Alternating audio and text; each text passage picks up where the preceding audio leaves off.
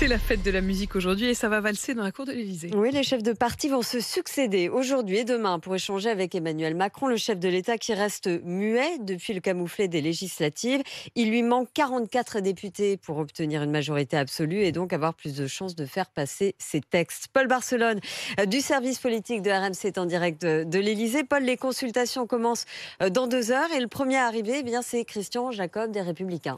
Oui, ça n'est peut-être pas anodin car Emmanuel Macron, il veut savoir s'il peut compter sur les Républicains à l'Assemblée nationale pour voter la loi sur le pouvoir d'achat ou encore la fameuse réforme des retraites. Depuis dimanche, LR défend la ligne du pas d'alliance avec le gouvernement, mais il pourrait bien voter certains textes au cas par cas.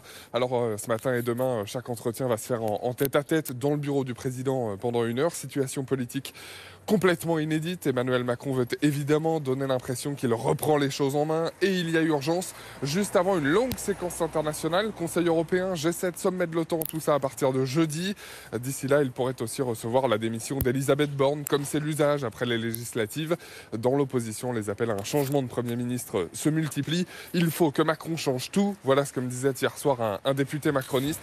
Preuve que quelques voix commencent aussi à s'élever dans le camp du président.